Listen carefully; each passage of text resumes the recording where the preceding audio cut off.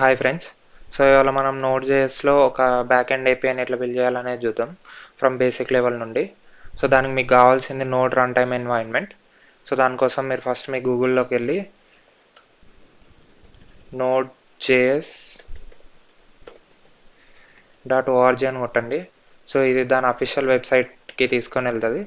ఇక్కడ మీకు get node అని ఉంటుంది. అది క్లిక్ చేస్తే మీకు నోడ్ వర్షన్స్ ఉంటాయి.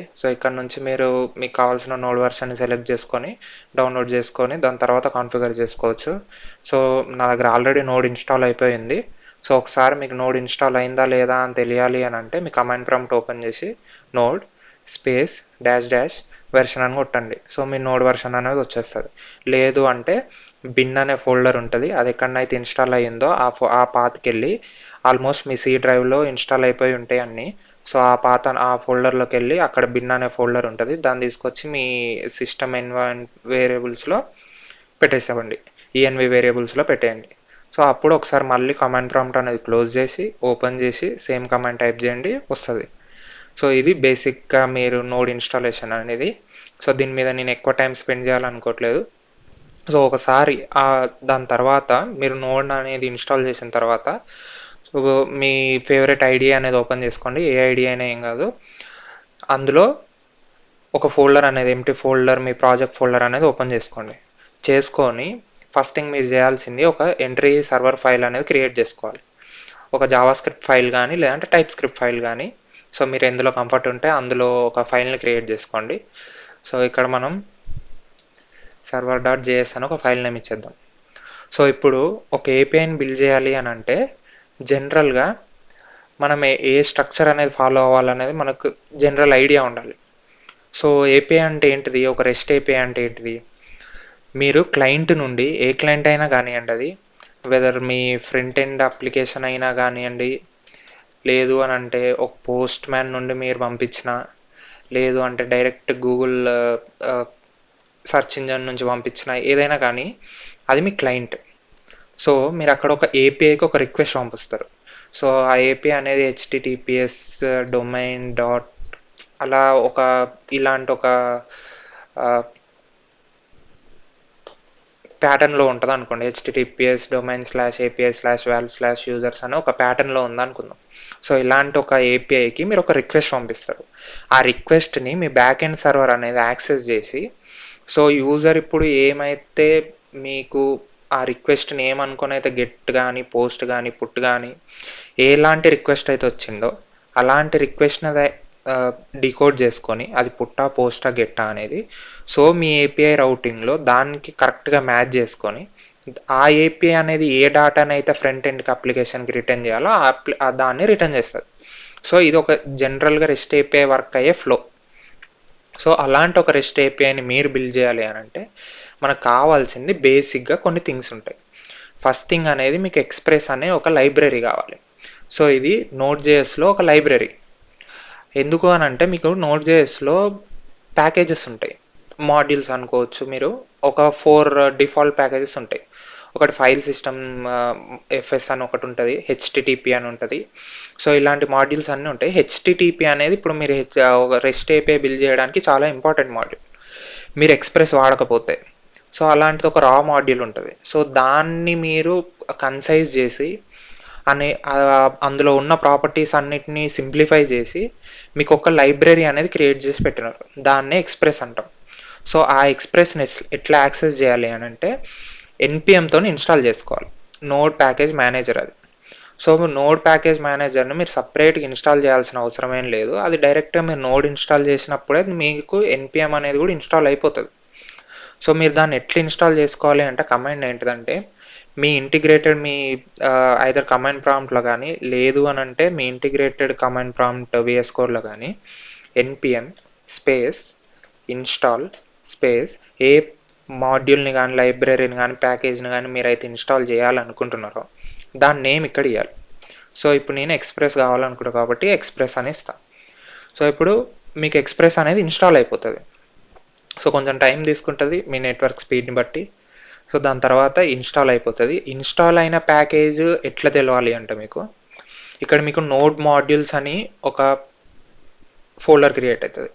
సో అందులో మీకు దీనికి సంబంధించిన బేస్ ఫైల్స్ అన్నీ ఉంటాయి. సో దాన్ని మీరు టచ్ చేయొద్దు, అది మీకు అవసరం కూడా లేదు, అంటే మనకు అవసరం కూడా లేదు, అంటే అందులో ఏమేమి ఉన్నాయి ఏంటి ఏంటి అని ఫైల్స్ అన్నీ మీరు చూడాల్సిన అవసరం లేదు. So second thing, package dot Jason, ఇది చాలా ఇంపార్టెంట్. అంటే మీ ప్రాజెక్ట్కి అవసరమైన ప్యాకేజెస్ కానీ మాడ్యూల్స్ కానీ మీరు ఏమేమైతే ఇన్స్టాల్ చేసినారో అవన్నీ ఇక్కడ మీకు కనబడతాయి. సో అది ఏ వర్షన్ ఇన్స్టాల్ అయ్యింది, ఏ ప్యాకేజ్ ఇన్స్టాల్ అయ్యిందని డిపెండెన్సీస్ అనే ఒక ఆబ్జెక్ట్ లోపల మీకు కీ వాల్యూ పేరు లెక్క కనిపిస్తుంది. సో ఇప్పుడు ఎక్స్ప్రెస్ అనేది 5.1.0 అనే వర్షన్ దాంట్లో ఇన్స్టాల్ అయిపోయింది.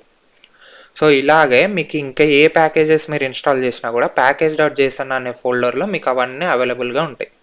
సో ఇప్పుడు ఫర్ ఎగ్జాంపుల్ మీరు ఈ ప్యాకేజ్ని ఇట్లా రిమూవ్ చేసేసి మీ గిటబ్ రిపోలకి దీన్ని పుష్ చేశారనుకో as it is. So next time మీరు npm ఇన్స్టాల్ కొట్టినప్పుడు ఆ ఎక్స్ప్రెస్ అనేది ఇన్స్టాల్ కాదు. ఎందుకు అని అంటే package dot JSON entry file, దానికి ఏ ప్యాకేజెస్ని ఇన్స్టాల్ చేయాలి, ఏ ప్యాకేజెస్ని వదిలేయాలనేది మీ ప్యాకేజ్ డాట్ జేసన్లో ఉంటుంది. అన్ని మీ ప్రాజెక్ట్ కాన్ఫిగరేషన్ అంతా ప్యాకేజ్ డాట్ జేసన్లో ఉంటుంది. ఈ ఫైల్ని మీరు ఒకసారి మీ ప్రాజెక్ట్ అంతా డెవలప్ చేసుకున్న తర్వాత ఏం కదిలించొద్దు, ఇందులో ఇలాంటి చేంజెస్ చేయొద్దు. సో బేసిక్గా అది. సో ఇప్పుడు ఆల్రెడీ ఎక్స్ప్రెస్ ఇన్స్టాల్ అయిపోయింది కాబట్టి ఎక్స్ప్రెస్ అనేది మనకేమి ఇస్తా అంటే ఒక అప్లికేషన్ అనే ఆబ్జెక్ట్ని ఇస్తుంది. సో ఇప్పుడు మీకు ఇనిషియలైజ్ చేసి చూపెడతా. ఫస్ట్ కాన్స్ట్ మనం ఒక వేరియబుల్ ఏదైనా కానీ ఒక నేమ్ తీసుకొని రిక్వైర్ అనేది ఒక మాడ్యూల్ నోడ్ జేఎస్లో మీరు ఏదైనా ప్యాకేజ్ని కానీ లైబ్రరీని కానీ ఇంపోర్ట్ చేసుకోవాలి అని అనుకుంటే సింటాక్స్ ఇది. సో రిక్వైర్ అని పెట్టి ఆ మాడ్యూల్ లోపల ఏ మాడ్యూల్ని అయితే మీరు ఇంపోర్ట్ చేయాలని అనుకుంటున్నారో దాన్ని నేమ్ ఇచ్చేయాలి. సో ఇప్పుడు మనం ఎక్స్ప్రెస్ అనేది యాక్సెస్ చేయాలనుకుంటాను కాబట్టి నేను ఎక్స్ప్రెస్ అని ఇచ్చిన. దాని తర్వాత ఇప్పుడు ఎక్స్ప్రెస్ అనేది మనకి అదొక లైబ్రరీ అది. సో డైరెక్ట్గా నువ్వు ఎక్స్ప్రెస్ని యూజ్ చేయలేవు. సో ఎక్స్ప్రెస్ అనేది నువ్వు దాన్ని కాల్ చేస్తే అప్పుడు నీకు ఒక అప్లికేషన్ ఆబ్జెక్ట్ అనేది ఒకటి ఇస్తుంది. సో ఈ అప్లికేషన్ ఆబ్జెక్ట్ని బట్టి నువ్వు నీ బ్యాక్ ఎండ్ సర్వర్ని రన్ చేస్తావు, ఒక పోర్ట్ మీద లిజన్ చేసుకుంటావు, నీ రౌట్స్ని క్రియేట్ చేసుకుంటావు, మ్యాపింగ్ చేస్తావు ఆ రౌట్స్ని. సో ఎంటైర్ ఈ యాప్ అనే ఆబ్జెక్ట్ మీద డిపెండ్ అయి ఉంటుంది. ఈ యాప్ అనే ఆబ్జెక్ట్ నీ అప్లికేషన్ మొత్తానికి సెంట్రల్గా ఉండాలి, అంటే ఒకటి గ్లోబల్గా ఉండాలి. అది నువ్వు 10 ఫైల్ క్రియేట్ చేసుకొని 10 ఫైళ్ళలో 10 డిఫరెంట్ యాప్లను ఇన్స్టాలైజ్ చేస్తే అది నీ ఎంట్రీ ఫైల్లో ఉన్న యాప్తో మ్యాచ్ కాదు. సో అదేంటిది అనేది కమింగ్ టైంలో మీకు తెలుస్తూ ఉంటుంది.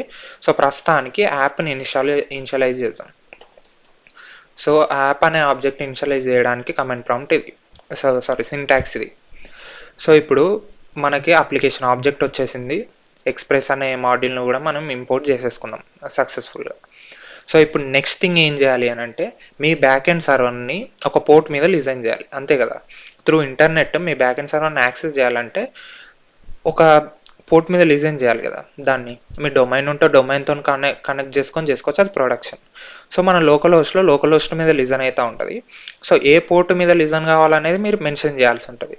సో ఇక్కడ మనము పోర్ట్ అనేది మెన్షన్ చేసుకుందాం. నేను 3000 అని ఇస్తా, మీ పోర్ట్ ఏదైనా ఇచ్చుకోండి, నో ప్రాబ్లం. సో ఇప్పుడు సెకండ్ థింగ్ నువ్వు ఏం చేయాలంటే పోర్ట్ అనేది నువ్వు ఇనిషియలైజ్ చేసినప్పుడు నీ యాప్ని ఆ పోర్ట్ మీద లిజన్ చేయాలి. దానికి యాప్ డాట్ లిజన్ అని ఒక మెథడ్ ఉంటుంది. సో దాని ఫస్ట్ పారామీటర్ పోర్ట్, ఏ పోర్ట్ మీద అయితే లిజన్ చేయాలనుకుంటుందో ఆ పోర్ట్. సెకండ్ పారామీటర్ వచ్చేసి కాల్ బ్యాక్ ఫంక్షన్. ఈ కాల్ బ్యాక్ ఫంక్షన్ జావా స్క్రిప్ట్లో ఏంది అని అంటే ఒక మెథడ్ కానీ ఒక ఫంక్షన్ కానీ లేదంటే నువ్వు ఒక ఏదైనా ఫ్లో రాస్తున్నావు అని అనుకుందాం. సో ఆ ఫ్లో సక్సెస్ఫుల్గా ఎగ్జిక్యూట్ అయితే ఎలాంటి ఒక కోడ్ని ఒక లాజిక్ని రన్ చేయాలనుకుంటున్నావు అనే దాన్ని నువ్వు ఈ కాల్ బ్యాక్ ఫంక్షన్లో రాసుకోవచ్చు. సో ఈ కాల్ బ్యాక్ ఫంక్షన్లో నేనేం రాస్తా అంటే server is running on port అని ఒక మెసేజ్ లాగా రాస్తాను, అంటే ఆ సర్వర్ రన్ అవుతుంది. సో ఇప్పుడు ఏం చేయాలి, ఇప్పుడు ఓకే సెటప్ అయిపోయింది, ఇంతే ఇంతకు మించి ఏం లేదు. నీ బ్యాక్ ఎండ్ అప్లికేషన్ ఒక పోర్ట్ మీద రన్ అవుతూ ఉంటుంది. సో ఇప్పుడు దీన్ని ఎట్లా రన్ చేయాలి, ఇప్పుడు నేను పోర్ట్ అనేది 3000 మీద రన్ అవుతుందని చెప్పిన. మరి ఇప్పుడు నేను క్రోమ్లోకి వెళ్ళిపోయి HTTP, సో మనం లోకల్ హోస్ట్ మీద లిజన్ అవుతున్నాం కాబట్టి HTTPS ఉండదు, సెక్యూర్ కనెక్షన్ ఉండదు, నార్మల్ HTTP కనెక్షన్ ఉంటుంది. సో లోకల్ హోస్ట్ పోర్ట్ అనేది 3000. సో ఎంటర్ కొడితే నీకు ఏం రాదు. సో ఎందుకు రాదు అని అంటే నీ ఫైల్ ఇక్కడ రన్ అవుతలేదు. ఫస్ట్ నువ్వు కోడ్ రాసినంత మాత్రాన అది బ్యాక్గ్రౌండ్లో రన్ అవుతుందని కాదు, నువ్వు ఆ ఫైల్ని రన్ చేయాలి కదా, ఏ ప్రోగ్రామింగ్ ఫైల్ అయినా. సో ఇప్పుడు ఈ జావా స్క్రిప్ట్ ఫైల్ని రన్ చేయడానికి కమాండ్ ఏంటి అంటే నోడ్ స్పేస్ నీ file name. So server dot JS ఇస్తే నీకు ఇప్పుడు ఈ పోర్ట్ మీద లిజన్ అవుతూ ఉంటుంది అది. ఇప్పుడు మనకి ఇక్కడ కమాండ్ ప్రాంప్ట్లో ఒక మెసేజ్ వచ్చింది. కానీ ఇప్పుడు నేను ఏదన్నా ఫైల్లో చేంజ్ చేసి మళ్ళీ ఈ సర్వర్ ఆపి మళ్ళీ కోడ్ రన్ చేయాలి. సో ఇలాంటి బాధ నాకు వద్దు అని అనుకుంటే నువ్వు ఏం చేయాలి, నోడ్ మాన్ అని ఒకటి ఉంటుంది, కంటిన్యూస్ సర్వర్ రన్నింగ్. అది దాన్ని నువ్వు ఇన్స్టాల్ చేసుకో. అది కంపల్సరీ ఏం కాదు, జస్ట్ మన వర్క్ని కొంచెం ఈజీ చేసుకోవడానికి. సో సేమ్ కమాండ్ మళ్ళీ ఇప్పుడు ఒక ప్యాకేజ్ ఇన్స్టాల్ చేయాలనుకున్నా కాబట్టి npm స్పేస్ ఇప్పుడు షార్ట్ కట్ ఇన్స్టాల్కి I short cut space nodemon. నువ్వు దీన్ని ఇన్స్టాల్ చేసుకుంటే ఇన్స్టాల్ అయిపోతుంది. సో ఇప్పుడు నీకు ప్యాకేజ్ డాట్ జేసన్లో నోడ్ మాన్ ఏ వర్షన్ ఇన్స్టాల్ అయ్యిందని చూపెడుతుంది ఎగ్జాక్ట్. సో ఇప్పుడు నువ్వు ఏం చేయాలి, నెక్స్ట్ థింగ్ నీ బ్యాక్గ్రౌండ్లో స్క్రిప్ట్స్ అని ఒకటి క్రియేట్ చేసుకో. ఈ స్క్రిప్ట్స్ అంటే ఏంటిదంటే నీ అప్లికేషన్ ఎట్లా రన్ చేయాలి, ఏ కమాండ్తో రన్ చేయాలి అన్న డీటెయిల్స్ నువ్వు ఇందులో ఇచ్చుకోవచ్చు. అంటే ప్రొడక్షన్లో ఏ కమాండ్తో రన్ చేయాలి, డెవలప్మెంట్లో ఏ కమాండ్తో రన్ చేయాలి అనేది నువ్వు ఈ స్క్రిప్ట్స్లో మెన్షన్ చేసిన దాన్ని బట్టి నీ కమాండ్ నువ్వు రన్ చేస్తా ఆ కమాండ్ ఇనిషియలైజ్ అయిపోతుంది. ఇప్పుడు నాకు కావాల్సింది ఏంటి, node space server dot Jason అనే కమాండ్ ప్రతి చేంజ్ మీద రన్ కావాలి. సో ఇప్పుడు నేను ఏం చేస్తా అంటే డెవ్ ఇస్తా, డెవలప్మెంట్ కాబట్టి. సో ఇక్కడ నాకు రన్ కావాల్సింది nodemon space server dot JS. npm run dev కొట్టినప్పుడు నాకు nodemon space server dot జేఎస్ఎన్ అనే కమాండ్ రన్ అవుతుంది. సో ఆ కమాండ్ రన్ అవ్వడం వల్ల ఏమైందని ఇప్పుడు నేను రన్ చేసిన తర్వాత మీకు తెలిసిపోద్ది. సో ఇక్కడ మీకు కంటిన్యూస్గా మీ అప్లికేషన్ అప్ అండ్ రన్నింగ్ ఉంటుంది. సో మీరు ప్రతిసారి మా అప్లికేషన్ స్టాప్ చేసి మళ్ళీ రన్ చేయాల్సిన అవసరం లేదు.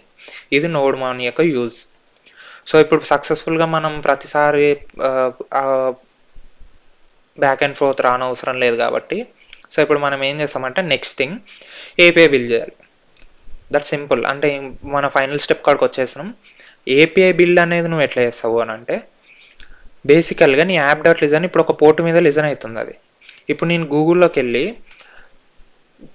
ఇంతకుముందు కొట్టిన ఈ లోకల్ హోస్ట్ 3000ని రిఫ్రెష్ చేస్తా. సో ఇంతకుముందు మనకి నాట్ రీచబుల్ అని వచ్చింది, కానీ ఇప్పుడు కెనాట్ గెట్ అని వస్తుంది. ఎందుకు అని అంటే ఆ ఏపీఐకి నువ్వు బ్యాక్గ్రౌండ్లో మ్యాపింగ్ ఏం రాయలేదు, నీ లాజిక్ ఏం లేదు, నీ రౌట్ లేదు, స్లాష్ అనే దానికి రౌట్ లేదు. బేసికల్గా ఆ రౌట్ మనం ఎక్కడ డిఫైన్ చేయలేదు, అందుకని అది కెనాట్ గెట్ అని వస్తుంది. ఈ డైరెక్ట్ గెట్ రిక్వెస్ట్ వస్తుంది, ఆ గెట్ రిక్వెస్ట్ నువ్వు ఎక్కడ మ్యాప్ చేయలేదు కాబట్టి కెనాట్ గెట్ అని వస్తుంది. ఇప్పుడు ఆ ప్రాబ్లమ్ని సాల్వ్ చేయడానికి నేను యాప్ డాట్ గెట్ దేనికి గెట్ నాట్ గెట్ అని వచ్చింది, స్లాష్ అనే రౌట్కి. ఇది హోమ్ రౌట్ అనమాట స్లాష్ అనేది. సో దీంట్లో ఈ రిక్వెస్ట్ కామా రెస్పాన్స్ అనే ఆబ్జెక్ట్ ఏంది, రిక్వెస్ట్ ఏంది, రెస్పాన్స్ ఏంది, ఆర్ఈక్యూ ఆర్ఈఎస్ అనేది నేను చెప్తా దాని గురించి డీటెయిల్గా. ప్రస్తుతానికి మీరు ఒక ఏపీఐ ఎట్లా మ్యాప్ అవుతుంది అనే దాని మీద కాన్సన్ట్రేషన్ పెట్టుకోండి. సో ఇప్పుడు ఇక్కడ నుండి నేను ఒక మెసేజ్ పంపిస్తున్నాను, hello world from express dot JS అని. సో ఇప్పుడు మళ్ళీ ఒకసారి మనం క్రోమ్ సైడ్కి వెళ్ళిపోయి మన వెబ్సైట్ మీదకి వెళ్ళిపోయి రిఫ్రెష్ చేసుకుంటే నీకు ఇప్పుడు మెసేజ్ మారింది, hello world from express JS అని. ఎందుకు వచ్చింది అని అంటే ఇప్పుడు నువ్వు దాన్ని కాన్ఫిగర్ చేసి పెట్టినావు.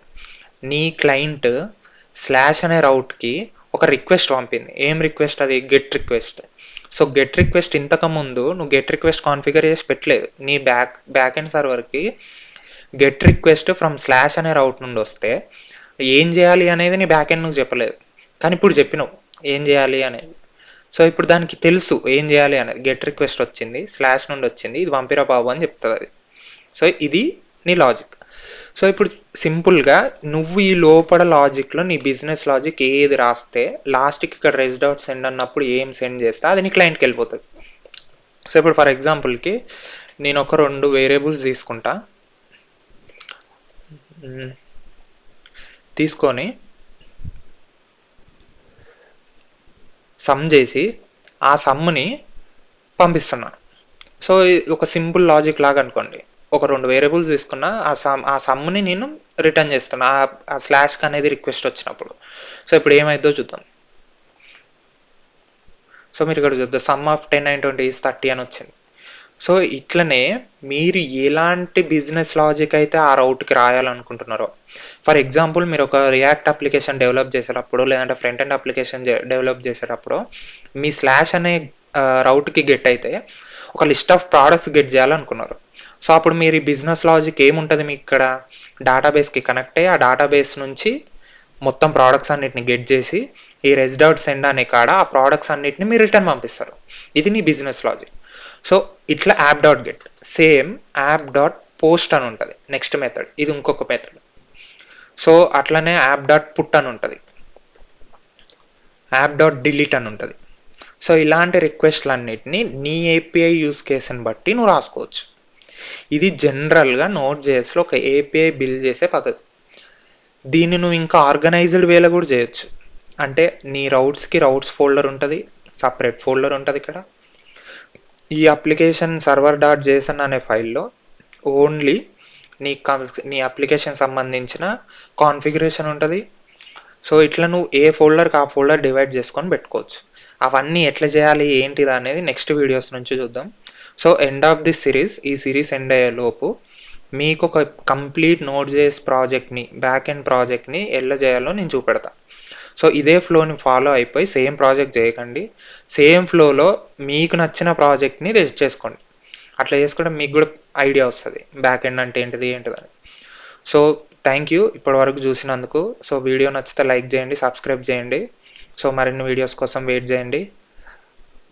Bye bye.